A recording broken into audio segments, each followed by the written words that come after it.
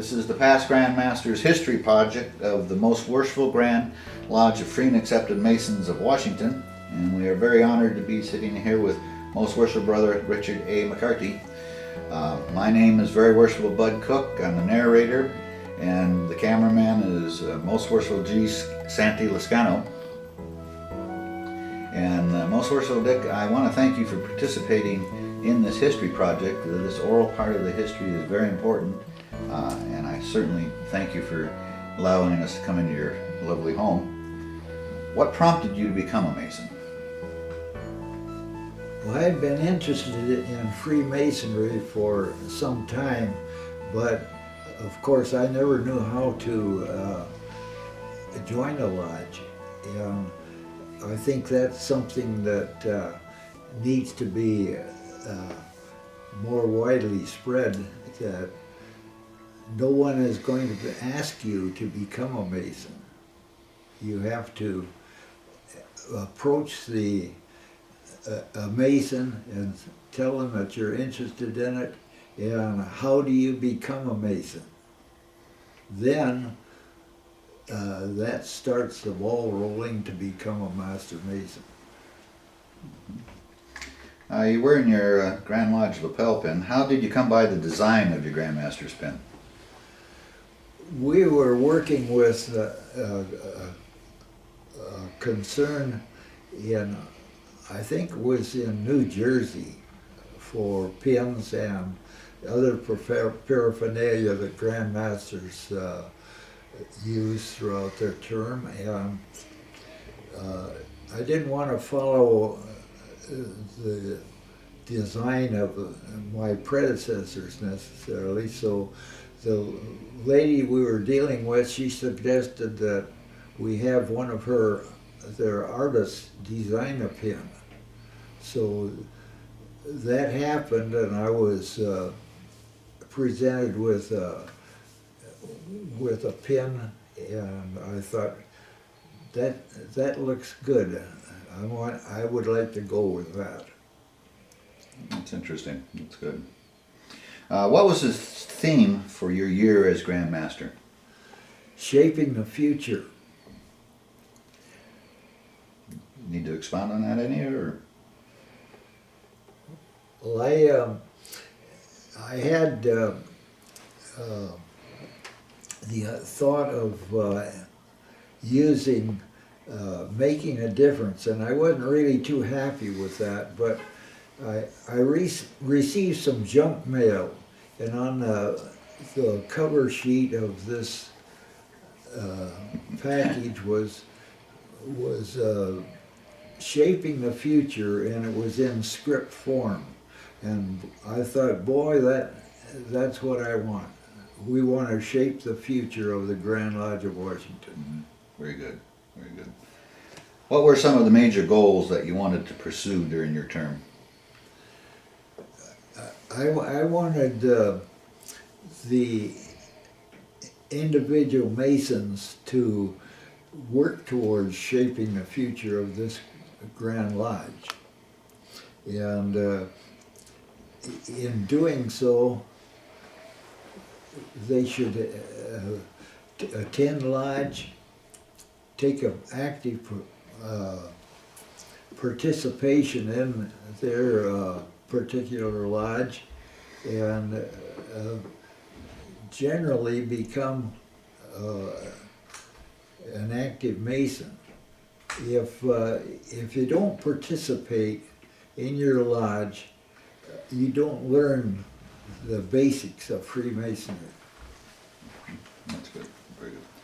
What were the challenges of your term? When a Mason finds out that someone didn't do the right thing, and that's presented to you in a letter form, you have to act upon that, and sometimes you don't like to do that, but since it's made there's a record made of it, you must pursue it to the end, and that sometimes is sometimes it's something that you really don't feel comfortable about doing. It comes with the job of being Grandmaster. Okay. What are your favorite memories as Grandmaster? Well, meeting the various Masons across the Grand Lodge, the state of Washington, and also from visiting the various functions, such as the Western Conference, the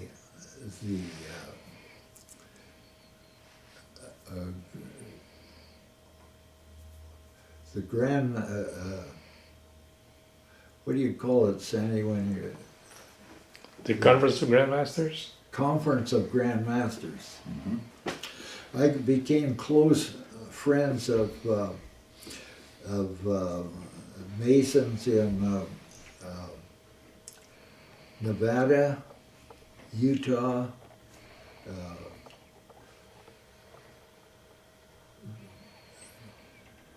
various states across the nation, and we kind of, you meet them one year, and you go to the Grandmasters Conference the next year, you see them again, and you become friends with them, and you maybe 5 or 6 Grandmasters will attend social functions other than the Grandmasters Conference as a group. You become very good friends with these people. And friendships with Masonry's mount. Does the man make the office, or the office make the man? Well, the man has to make the office. You have to be well prepared to serve as Grand Master, and if you wait for the office to make the Grand Master, you aren't going to be very successful. What is it like being Grand Master?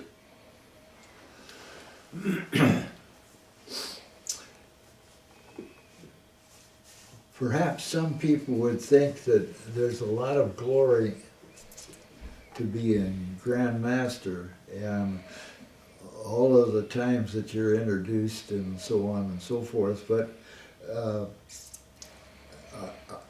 it's a very tedious job, and I don't know how some of these Grand Masters in the past could hold down a job and perform the job of Grand Master at the same time. I know that I wouldn't have been able to do it. I was retired at the time I was Grand Master, and one of the things, there's a tremendous amount of travel involved. And I've seen some of the Grand Masters who have made their schedule so that they're in the western part of the state one night, and on the eastern part of the state the next night, which is a tremendous amount of traveling to do. And I only had that happen to me once because the Spokane area changed their itinerary, and so I flew to Spokane and came back the next mornings to attend a district meeting at night in Tacoma. Who was of the greatest help to you as Grand Master? Well, they're not from this district. They're both Masons, or this jurisdiction, I should say. One is Dr. Norman Vincent Field, and I think that the biggest area of citizenship would recognize his name. And reading his literature, listening to his tapes, and so on, he had a tremendous amount of information to convey to an individual for helping him to realize the different paths there are in life to travel, which are all for the good. And also another individual, W. Clement Stone. He was a philanthropist, and he had an insurance business in Chicago. He was an author of many books which were very helpful, and also he had taped messages, and I heard him a number of times on religious programs on TV. What role did your wife play in your Masonic career? She was very helpful. After I became a Master Mason, she wanted to join the Eastern Star, and she did so, and she served as a deputy in Eastern Star, as well as many offices in Eastern Star. She was worthy matron 2 years in a row, and of course my lodge had a practice every month, and it met on the same night as the Eastern Star did. So after a few years they changed the Eastern Star meeting, and then I had no excuse to not join the Eastern Star. And she also joined the Daughters of the Nile and was quite active in that, and held several offices and committees in the Nile the Daughters of the Nile. And she was very encouraging when I told her that I had been selected to be considered for a Grand Lodge office. I discussed that with her, and she said there was no question on her part. Take it. Very supportive. What important Masonic changes did you see in your career? The first one that I would mention would be the format of the district meetings. The first district meeting that I attended, all of the Grand Lodge officers, committeemen, and so on were waited out in the Tyler's room until the proper time for them to be received. Then they filed into the lodge room in single file up to the east, and the deputy introduced each one separately. They sat in a particular area in the northeast area of the lodge all together at that time. There's been many changes in the format of the district meetings over the years, and perhaps that was the biggest change, to change the format to have the Grand Lodge officers and the committeemen mix with the members of the district. That's interesting. That's interesting. Have you helped others become involved in Freemasonry? Oh yes, quite a number of people. And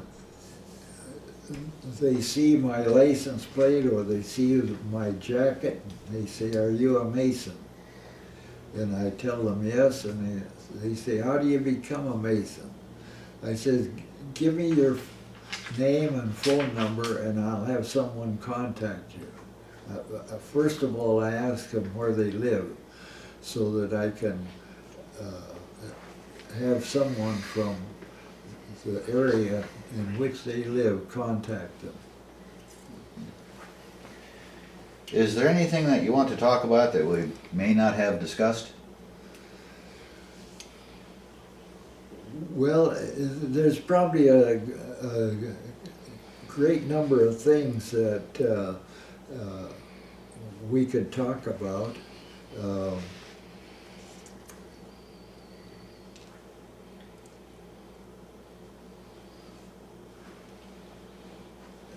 Let's see, my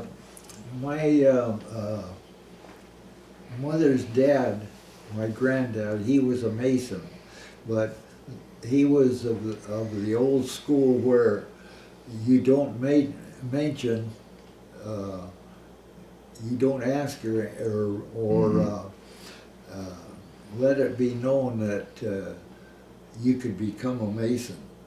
Mm-hmm. Yeah. And I might tell you something about the night before I was to take my first degree. I had an opportunity to visit my mother. And the last thing she said to me was, your granddad will be with you tomorrow night. But of course he'd been in that Celestial Lodge above for about 6 or 7 years prior to my taking my first degree. Yeah, that's the neat thing about Masonry. They were there. I really think that's important. Most worshipful, what message would you like to send to today's Masons? Attend lodge and take an office and become active in your lodge. Masonry grows upon you as you progress through the chairs. You might say, well, you see the worshipful master performing his duties. I could never do that. But if you attend lodge and serve in every office as you work your way up to Freemason, to worshipful master, you will be well prepared. Study your work, that's where you learn all about Freemasonry. Visit lodges. You can learn from visiting lodges. You'll see poor work, you'll see mediocre work, and you'll see excellent work. And by those visitations, you can learn things that will help you in your Masonic career. Outstanding, excellent. Most worshipful Dick, I want to thank you for helping with this history project. The Grand Lodge, all of us that are involved in this project, really appreciate your time and effort in helping us understand the oral history. Thank you very much. Thank you.